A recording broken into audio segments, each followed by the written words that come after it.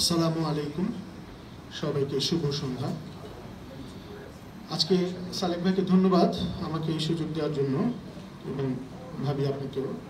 আপনাদের ইনিশিয়েটিভ এটা শুরু হয়েছিল 2022 সালে, আজকে চতুর্থবারের মতো হতে যাচ্ছে। 2022-এ অনেকের সাথে আমি বক্তব্য রেখেছিলাম, আজকেও কিছুটা বলবো। তো আজকে 4টা বছর হয়ে গেল, মাঝখানে আমি মারাত্মক অসুস্থ হয়ে গেছিলাম, আল্লাহ ফিরিয়ে এনেছেন হয়তো বা কোরআনের কথা বলার জন্য। বাট সালেক ভাই আমাকে যেভাবে পরিচয় করালেন, গবেষক বা এই ধরনের আমি কিছুই না। আমি একজন স্টুডেন্ট, কোরআনের প্রতি আমার ফ্যাসিনেশন আছে এবং প্রত্যেকটা বইয়ের প্রতি আছে। Anthropology, history, psychology, philosophy, in comparison to other philosophies আমি কোরআনটাকে পড়ি আসলে। থেলেসের জনক ফিলোসফি যাকে বলা হয়, পানি থেকে সবকিছু সৃষ্টি, সবকিছু ঈশ্বরে পরিব্যাপ্ত, surrounded by the supreme being. ওই জায়গা থেকে আমার চিন্তাধারার বিচ্ছুরণ ঘটে। এখন বিচ্ছুরণটা ঘটে আসলে ইয়াং জেনারেশনকে চিন্তা করে, যে আমরা এতক্ষণ যেটা আমার দুজন বললেন, চমৎকার উপস্থাপনা, এবং তাদের মতো আমি বলতে পারবো না, কবিতার মতো বললেন দুজন। আমি এক্সটেম্পো বলি, যেটা মনে আসে ওখান থেকে বলি, but I am concentrating young generation because we are passing by. আমাদের জানাটা হলো আমাদের পূর্বপুরুষরা যে শিখিয়ে দিয়েছেন অতটুকুই, বা যেটা চলছে সেটাই। আমি এটাকে কানেক্ট করবো philosophical standing point of Quran, which is conveyed by Muhammad sallallahu alaihi wasallam, যেটা দার্শনিক একটা ভিত্তি মুহাম্মদ সাল্লাল্লাহু আলাইহি ওয়াসাল্লাম দিয়ে গেছেন, নবীজি, আমাদের প্রাণের নবী। আজকের যে আমাদের সংকলনটা হচ্ছে তাইও। আমার সামনে ইয়াং জেনারেশন আছেন, আমি অনেকে চিনি তাদেরকে। আমি একটু রিকোয়েস্ট করবো একটু কনসেন্ট্রেট করার জন্য, বিকজ কোরআন যখন পড়া হয় সূরা আরাফের 206 নম্বর আয়াত, তখন আমরা যেন মৌন থাকি, চুপচাপ থাকি এবং কোরআন শুনি, অ্যাটলিস্ট কোরআনের কথা যখন পড়া হয়। তো আমি সবাইকে রিকোয়েস্ট করছি একটু কনসেন্ট্রেট করার জন্য। আমি সূরা বুরুজের 21-22 নম্বর আয়াত দিয়ে শুরু করি, যে আরশ হলো আল্লাহর ফেরেশতারা বহন করেন। সূরা মুমিনের 7-8 নম্বর আয়াত আবার বলছি, এটা মানেটা কি আসলে? আরশ হলো অ্যাডমিনিস্ট্রেশন অফ সুপ্রিম অথরিটি, সৃষ্টিকর্তার অ্যাডমিনিস্ট্রেশন।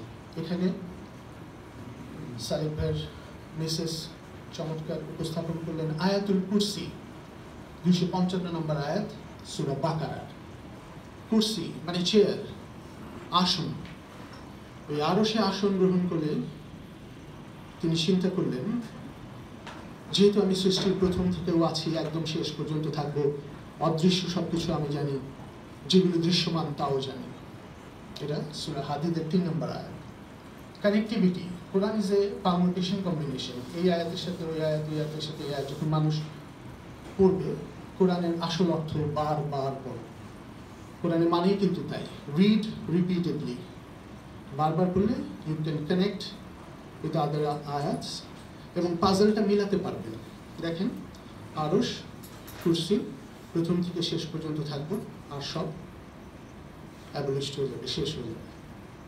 আচ্ছা, সূরা বুরুজের 21-22-এ আরশ থেকে নিয়ে আসতে আসতে উনি বলছেন একটা জায়গায়, আল্লাহ তাআলা, যে আমি সৃষ্টির প্রথম থেকেই বিধান সৃষ্টি করেছি, অ্যাকর্ডিংলি আই উইল রান মাই, এই যে এই বিশ্বব্রহ্মাণ্ড মানে সামায়াত এবং আর্থ, যেটা সৃষ্টি করবে।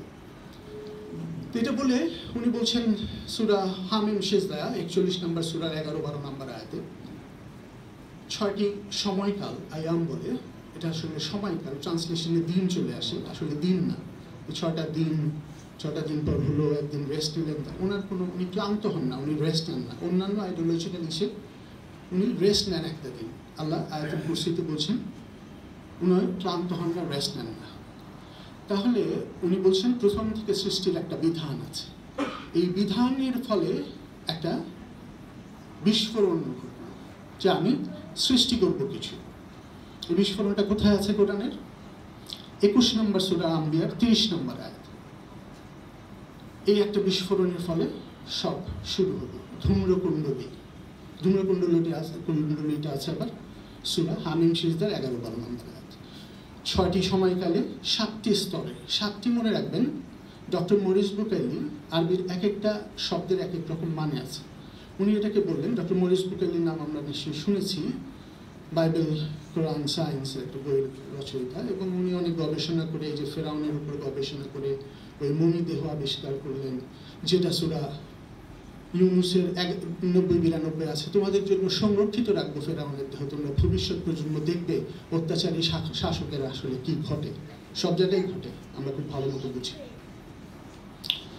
এই যে বিধান দিলেন প্রথম, এই প্রথম বিধানের নাম হলো লৌহে মাহফুজ। এই লৌহে মাহফুজ থেকে সবকিছু ক্যাসকেডিং ডাউন হচ্ছে, নেমে আসছে। কোথায় নেমে আসছে? Galaxy, 2 trillion Galaxy, trillion, not billion, not million, এই 2 ট্রিলিয়ন গ্যালাক্সিতে যাচ্ছে। আল্লাহ সর্বোচ্চ তার এই বিধান থেকে এক একটা অংশ দেন। কোরআন একটা অংশ মাত্র এর, আল্লাহ তাআলা বলছেন, একদম স্পেসিফিক আয়াত করেন। আমি নাম্বারগুলো বলছি না আপনাদের এখন, স্পেসিফিক আয়াত। কোরআন এইটারই একটা অংশ, মানে রেলেভেন্ট ফর আস, আমাদের জন্য প্রাসঙ্গিক।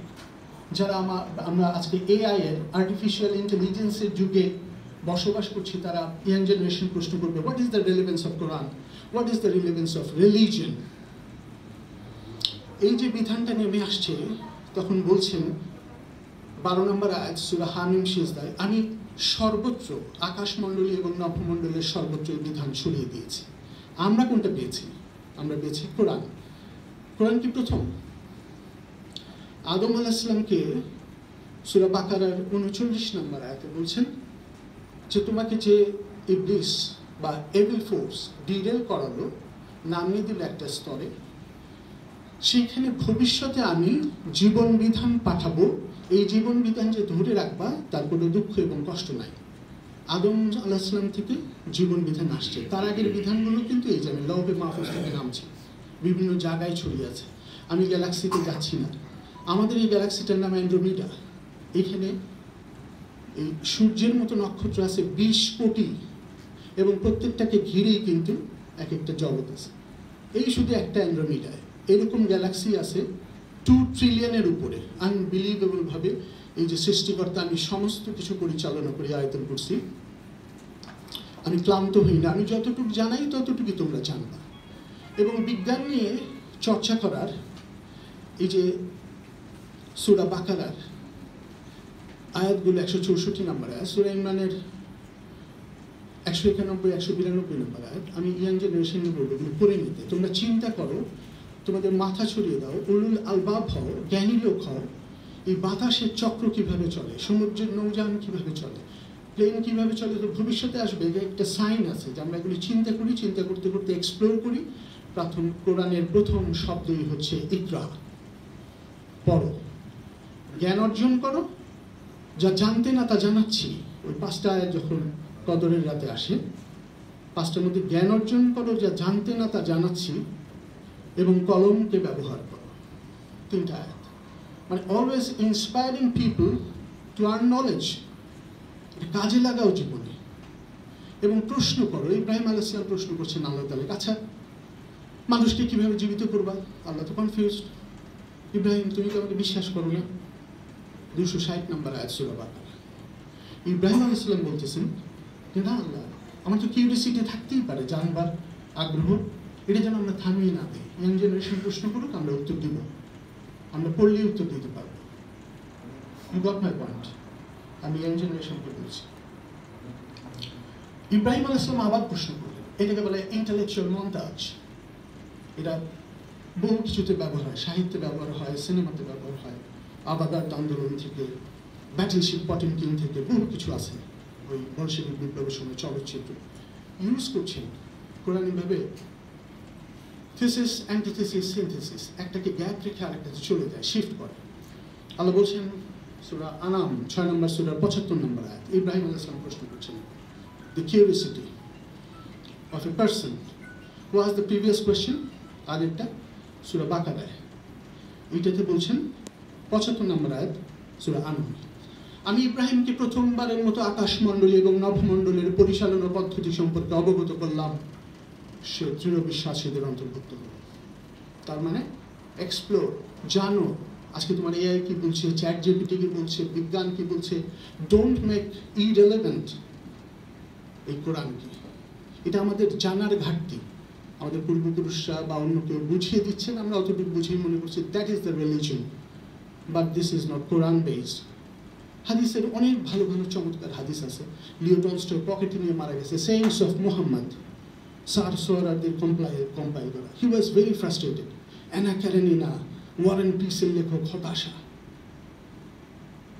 তার স্ত্রীর সাথেও তার দূরত্ব ছিল। বরফের মধ্যে মারা গেলেন, পকেটে পাওয়া গেল সেই বইটা, sayings of Muhammad. Or original copy আমার কাছে আছে। 1907 সালে এটা লিও টলস্টয় উপহার দিয়েছিলেন তাকে। এই যে জায়গাটা আমরা যখন বুঝতে পারবো যে জ্ঞান অর্জন কাকে বলে, কোরআনটা আসলে কি এমফেসিস করতেছে, তখন ক্যাসকেডিং ডাউন হবে। আমার এখানে 11 নম্বর পাতে একটা আর্টিকেল আছে, এটা যদি আপনারা একটু পড়েন, আমি মানেগুলি নিয়ে আসছি আজকে আমাদের বাস্তবতার সাথে, জীবনের সাথে।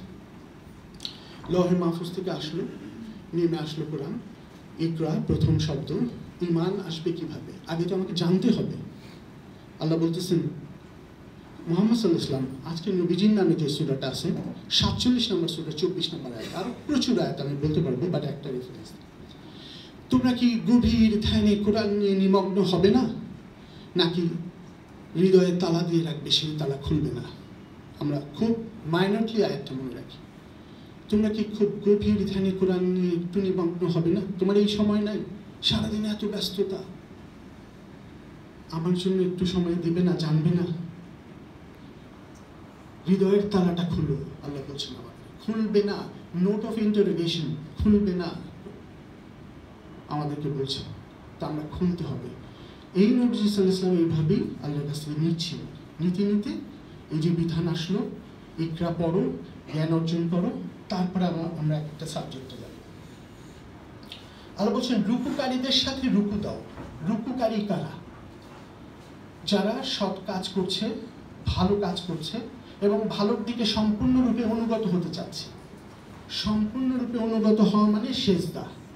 আর সেজদার যে স্থান, বিরাট স্থান, সুজুদ শব্দ থেকে, মসজিদ, আমাদের এই যে সালাত হয় চমৎকারভাবে 5 বার যাচ্ছি আমরা, কিন্তু এর ইনার মিনিং একটা মানুষ যখন বাইরে থেকে বুঝতে যাবে, বিভিন্ন ধর্ম বর্ণ নির্বিশেষে একটা মানুষ, তখন আমাকে যদি বলে আপনারা এখন মাগরিবের নামাজ পড়ে এসে এখানে বসে আছেন, আমাকে বলেন তো ওখানে আসলে কি জানলেন, কি পড়লেন, কি ইনস্ট্রাকশন ছিল, আমাকে একটু বুঝাতে পারবেন? আমি কেন এটার সাথে ইনভলভ হবো? আমরা বলবো ভাই খুব ভালো জিনিস, আসেন, ভালো লাগবে, এতটুকু। বাট আমরা আমাদের কনসেন্ট্রেশন করি নাই, কখনো হৃদয়ের তালা খুলি নাই। ওই জায়গাটা নিয়ে আজকে একটু আলোচনা করব। এই আলোচনাটা আপনারা একটু মন দিয়ে শুনেন, ভালো লাগবে হয়তো। তাহলে আমরা রুকুকারীদের সাথে রুকু করবো, ভালো মানুষদের সাথে আমরা এগিয়ে যাবো। ইহদিনাস সিরাতাল মুস্তাকিম সিরাতাল লাযিনা আনআমতা আলাইহিম গায়রিল মাগদুবি আলাইহিম ওয়ালাদ-দাল্লিন। ভালো মানুষের সাথে সঙ্গ দাও, খারাপ মানুষ থেকে দূরে সরে রাখো। এই যে জায়গাটা, এই প্রিন্সিপালটা ফলো করার জন্য নবীজি আবার ভালো খারাপ মানুষদের বোঝাতে হবে। উনি হতাশ হয়ে যেতেন মাঝে মাঝে। 18 নম্বর সূরা কাহফের 6 নম্বর আয়াতে বলছেন, আপনি কি এরা জ্ঞান অর্জন করছে না বলে, বুঝছে না বলে আপনি কি হতাশায় আত্মাহুতি দিবেন? কথাটা এরকম, এত হতাশ হয়ে গেছে। তখন তাকে বলছেন বিভিন্ন আয়াতে, এদের উপেক্ষা করেন একটা সময় পর্যন্ত, আবার বোঝান, যখন তারা বুঝবে। বুঝাতে হবে। তাই আমরা আস্তে আস্তে একটু নিচে নামি এই বোঝাইবার ক্ষেত্রে। একেবারে আমাদের এই নামাজ, রোজা, হজ, জাকাত এবং ঈমান, বিশ্বাস, এই 5টা বিষয় থেকে আমরা অন্যান্য বিষয়ে একটু যাব। কোরবানিতে যাব, আমরা যে পালন করে থাকি আমাদের আনুষ্ঠানিক কর্মকাণ্ড, আমাদের খুব ভালো লাগে, আমাদের পরিবার একসাথে করি, আমরা নামাজ পড়ি আমাদেরকে ভালো রাখার জন্য, কোরআন তেলাওয়াত করি। তো আল্লাহ 121 নম্বর আয়াত সূরা বাকারায় বলছেন, এটা অনুধাবন করো, অনুসরণ করো, নাহলে কিন্তু সত্যিকারের বিশ্বাসী হতে পারবে না। তেলাওয়াতের আসল অর্থই আসলে অনুধাবন এবং অনুসরণ করা। তো বুঝতে হবে এই লোকটার প্রিন্সিপাল বলছি আমি। আপনারা তার ইতিহাসের কিছু অংশ বলেছেন, আমি তার প্রিন্সিপাল, নীতিবোধগুলো যেগুলি তিনি দিয়ে যাচ্ছেন। এবং উনি কি বলছেন? এটাকে বলে এনলাইটেনমেন্ট। আমাদেরকে কেউ জিজ্ঞেস করলে, আমি বড় বড় দার্শনিকদের কথা পড়েছি, তারা সবাই বলে this time I am enlighten, I am not gonna come again.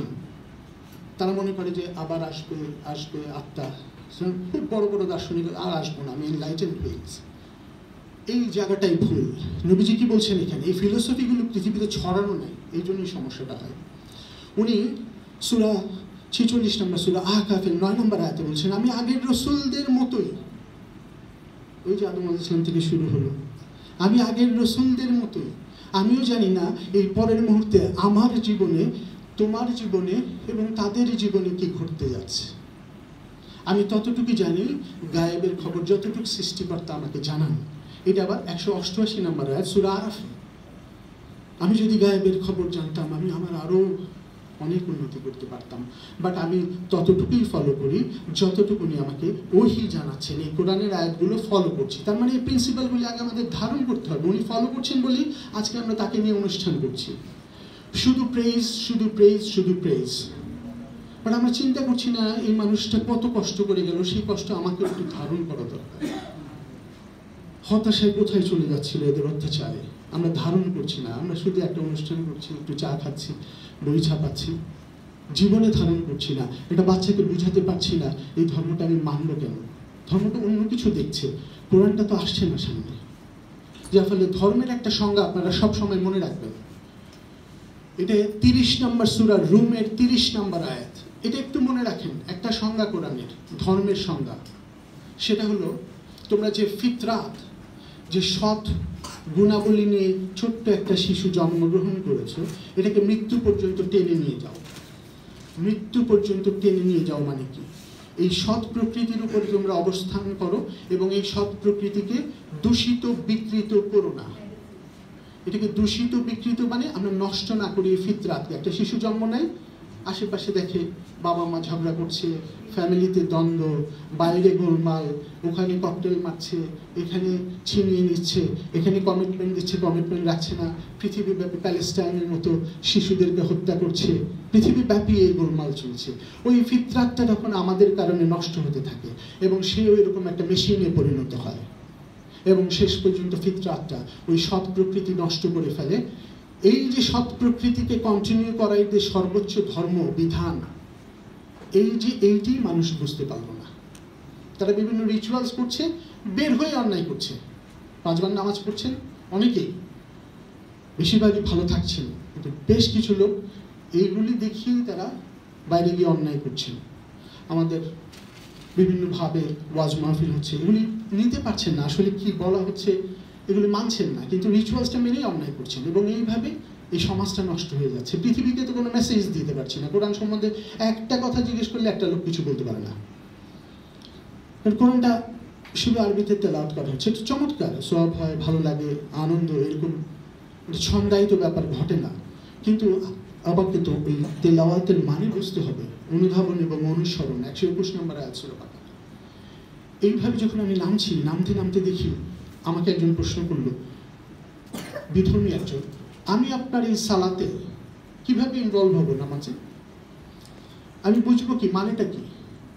আমি দাঁড়াবো এইভাবে, অজু করবো মাইদার 5 নম্বর সূরা 6 নম্বর অনুযায়ী, তারপরে নামাজে দাঁড়াবো, মাথা নিচে করবো, আল্লাহু আকবার বলে রুকুতে যাব, রুকুতে বলবো সুবহান রাব্বিয়াল আযীম, সিজদায় যাব সুবহান রাব্বিয়াল আলা, তারপরে উঠবো, সালাম ফেরাবো, সূরা ফাতিহা পড়বো, ফাতিহার মানেও জানি না কি, এবং বেশিরভাগ মানুষ জানে না। জিজ্ঞেস করে দেখি একটু যে সততার পথে চলো, হে সৃষ্টি, সবার জন্য কিন্তু ফাতিহা, মহান সৃষ্টিকর্তা এই যে কসমস চালাচ্ছেন, এই যে আয়াতুল কুরসি বললেন, ওই যে তার বিধান, এই যে লৌহে মাহফুজ, দ্য রিটেন ডিভাইন ট্যাবলেট, এইগুলি থেকে নেমে এসে আসলে সালাত কানেক্টেড হচ্ছে।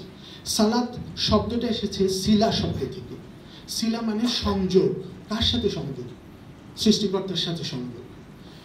সংযোজিত হও ওহির মাধ্যমে। ওহি মানে এই যে বিধানগুলি নেমে আসছে আদম আলাইহিস সালাম থেকে নিয়ে বিভিন্ন রকম সহিফা নেমে আসছে। ইব্রাহিম আলাইহিস সালামের কি কোনো গ্রন্থ আছে? সহিফা।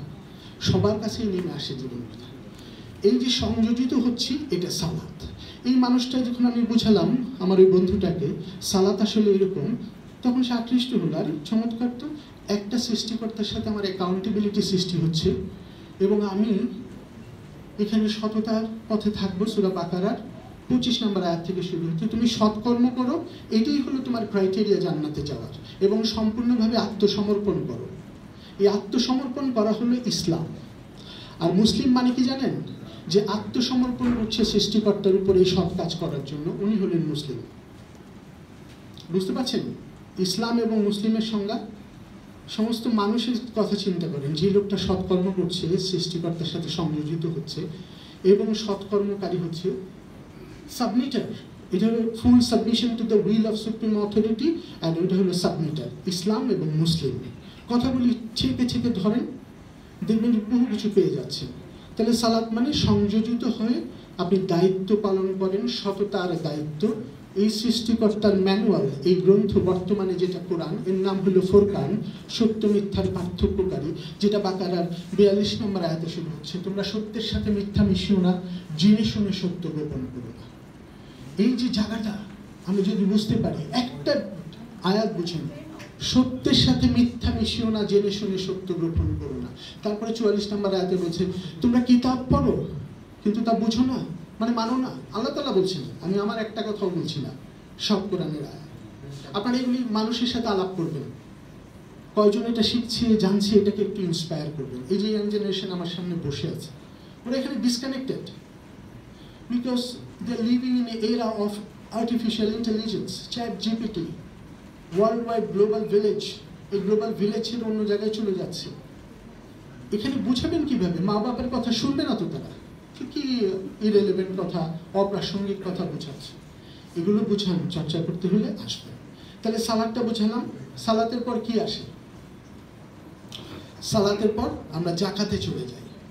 জাকাত আপনারা দেখবেন সূরা তওবার 60 নম্বর আয়াতে বলছে, কয়েকটা খাত দিয়ে দিয়েছে না, জাকাত। আসলে ওখানে শব্দটা হলো সাদাকা, জাকাত ওখানে শব্দটা না।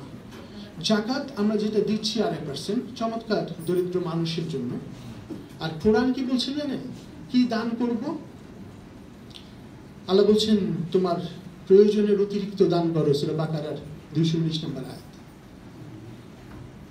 এই যে প্রয়োজনের অতিরিক্ত কিন্তু বিরাট একটা ফিলোসফি। আমার ওই 2.5%-এর মনে বেশি হয়ে যেতে পারে। আমার 100 টাকা আছে, আমার 50 টাকা আমার জীবন ধারণের জন্য আর একটু সিকিউরিটির জন্য দরকার, কিন্তু আমি আরো বেশি দিতে পারি। তাই আল্লাহর আদেশটা এটা, অ্যাটলিস্ট 2.5% চমৎকার একটা সিস্টেম চলছে। জাকাত এটা আপনি দিলেন, মানুষকে দান করলেন, দারিদ্র কষ্ট দূর করলেন, উঠে আসছে মানুষ। এইটার সাথে আল্লাহ বলছেন 245 নম্বর আয়াত সূরা বাকারায়, আমাকে উত্তম ঋণ দান করো। আল্লাহকে উত্তম ঋণ দিতে বলছেন।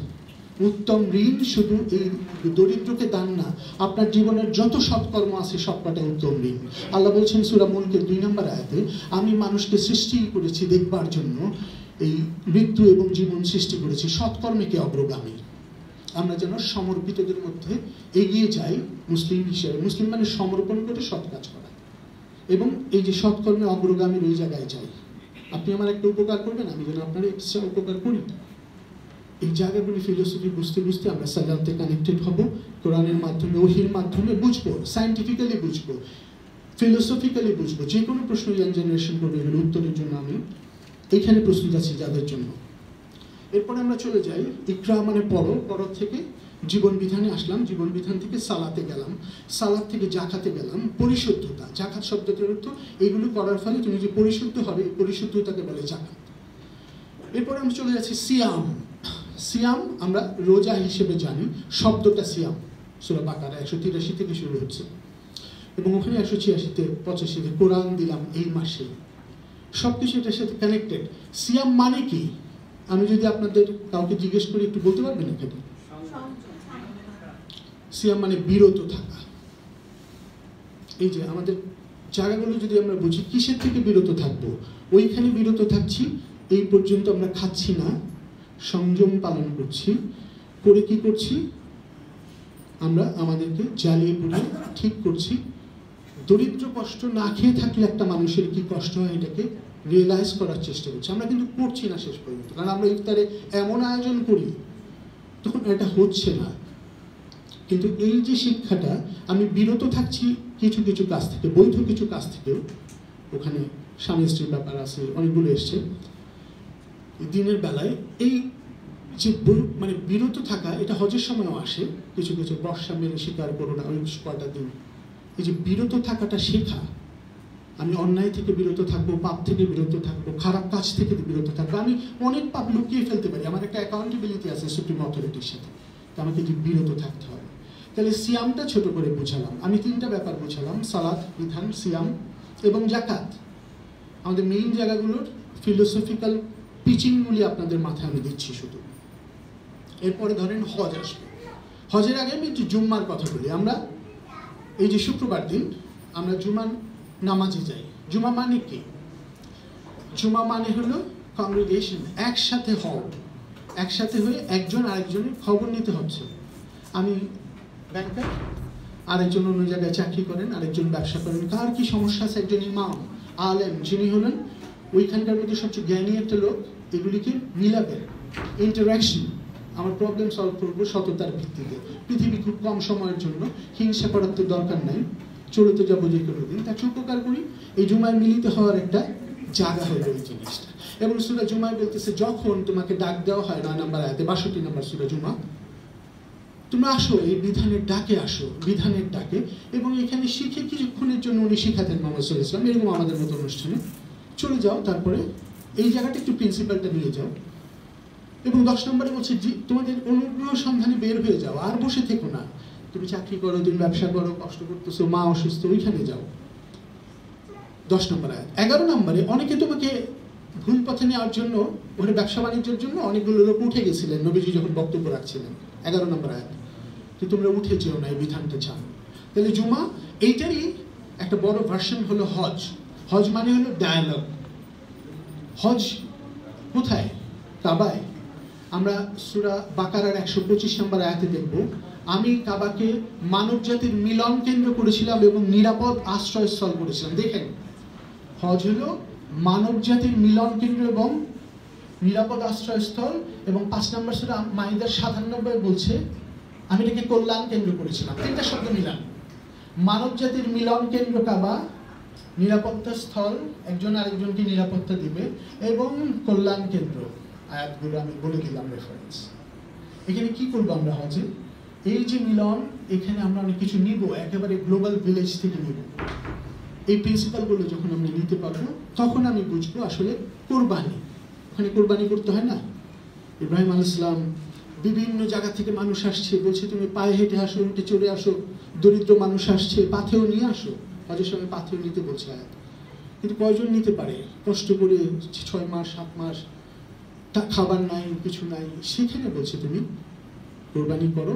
এবং এটা চাক না চাক, দরিদ্র চাক না চাক, কথাটা এরকম।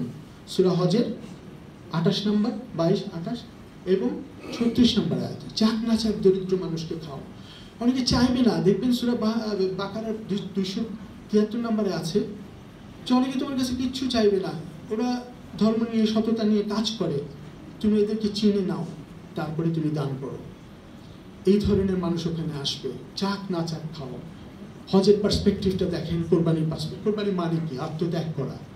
ওই রক্ত মাংস আল্লাহর কাছে পৌঁছায় না, ওগুলো না। আমার আসল জিনিস হলো এই যে মানুষের সাথে শেয়ারিং, মানুষের কষ্ট দূর করা। এই যে কোরবানির পর আমার বক্তব্য শেষ হয়ে যাবে, আমি অনেক সময় নিয়ে নিয়েছি, যে এই যে কোরবানির পরে আমরা নেমে আসছি ইকামাত। এই যে সালাত, আমি ইকামাত মানে আমি স্থির হয়ে দাঁড়াচ্ছি কিয়ামে, আমি সততার পথে। এই যে সার্বিক ব্যাপারটা বললাম, জীবনের প্রতিটি ক্ষেত্রে আমরা যদি এই সততাটা পালন করি, লৌহে মাহফুজ থেকে যে ক্যাসকেডিং ডাউন হলে একটার পর একটা গ্রন্থ নেমে এসেছে। সূরা বাকারে বলছেন আল্লাহ তাআলা, সমস্ত গ্রন্থগুলোকে আমরা শ্রদ্ধা না করলে আমরা মুত্তাকি না। ওই তাওরাত, ইনজিল, জাবুর থেকে যত, মানে আমরা কি শ্রদ্ধা বোধ কোরআনে এক একজনের প্রতি, এক একটা ধর্মের প্রতি, মানুষের প্রতি। যে জানে না তাকে জানাও, কষ্ট দিও না, একেবারেই যে জানে না। এই যে অসাধারণ প্রিন্সিপালগুলি জানতে জানতে আমরা সমস্ত মানুষকে নিয়ে যদি এগুলো বুঝাতে পারি, তারা কিন্তু আমার সালাতের দিকে আকৃষ্ট হবে, কোরবানির দিকে আকৃষ্ট হবে, হজের দিকে আকৃষ্ট হবে, জাকাতের দিকে আকৃষ্ট হবে। আমার প্রিন্সিপালগুলো বুঝে সে এগিয়ে আসবে, যে আমিও তো এটা অ্যাকসেপ্ট করতে পারি। একদিন হয়তো বা আমার বিধর্মী বন্ধুটা আমার সাথে মসজিদে ঢুকবে।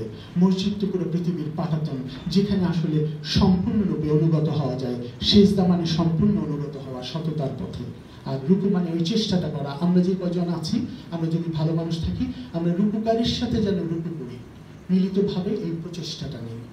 এই প্রচেষ্টার একটা অনুষ্ঠান আজকে। নবীজি সাল্লাল্লাহু আলাইহি ওয়াসাল্লাম এত হাম্বল, এত চমৎকার একজন মানুষ, নিজেকে কোথায় নেমে আসছেন আমি গায়েব জানি না, আল্লাহ তাকে জানাচ্ছেন। তিনি একটা হাম্বল মানুষ বলছেন, যতটুকু জানান ততটুকু জানি। আমি জানি না এই আমরা যেখানে আছি আমাদেরকে বলছেন তোমাদের কি হতে যাচ্ছে, আপনাদের আমার কি হতে যাচ্ছে পরের মুহূর্তে জানি না। কি এনলাইটেনমেন্ট, হাইয়েস্ট লেভেল অফ অহংকারকে ছেড়ে দেওয়া। আল্লাহ তাআলা সূরা লোকমানের 16 থেকে 19 বাচ্চাকে বোঝাচ্ছেন, অহংকার করো না, গলার আওয়াজকে এমন করো না যে গাধার কণ্ঠস্বরের মতো হয়, কর্কশ করো না, মানুষের সাথে ভালো ব্যবহার করো, নমনীয় ভাষায় কথা বলো। যেটা আমরা সূরা বনী ইসরা 17 নম্বর সূরা বনী ইসরা সেটা 37 নম্বর আয়াতে দেখি। এই যে নবীজির হাম্বলনেস থেকে এতটুকু শিখি, আমাদের প্রিয় নবী, প্রাণের নবী কি শিখাচ্ছেন, তোমরা মাটিতে এমনভাবে চলো না, খেয়াল রেখো তোমরা মাটিকে বিদীর্ণ করতে পারবে না, এত শক্তি তোমার নাই। এমনভাবে চলো না, ওই পাহাড়ের দিকে তাকাও, ওই পর্বত আমি ভারসাম্যের জন্য রক্ষা করছি, ওই পর্বতকেও ছাড়িয়ে যেতে পারবে না। আজকে এতটুকুই থাকুক, ইনশাআল্লাহ সামনে আমরা এটা যদি কন্টিনিউ করতে পারি। আপনাদের ফোন নাম্বার আমাকে দিতে পারেন, আমি ইন্টারেক্ট করি কিছু প্রোগ্রামে। আমি ইয়াং জেনারেশনের প্রতি আকৃষ্ট, আমরা তো চলেই যাব। এদেরকে এই এআই এর যুগে কোরআনকে কিভাবে তারা ধারণ করতে পারে সেই জায়গাটা যেন আমরা দিয়ে যেতে পারি, সমস্ত মানুষকে রেসপেক্ট করে, ধর্ম বর্ণ জাতি যারা মানছে না যাদেরকে নাস্তিক বলা হয়, আমরা সম্মানটা জানিয়ে যেন সবাইকে কোরআনের মধ্যে নিয়ে আসতে পারি, একটা প্রিন্সিপালটা যেন দিতে পারি। তারপরে আল্লাহ বলছেন নবীজিকে, তুমি তো তাদের কর্মবিধায়ক নও, তাদেরকে একেবারে লাইনে এনে দাঁড় করিয়ে দিবা তা না, তোমার দায়িত্ব শুধু এই কোরআনটা পৌঁছে দেওয়া। ধন্যবাদ সবাইকে, আপনারা কষ্ট করে শুনলেন। আসসালামু আলাইকুম ওয়া রাহমাতুল্লাহ।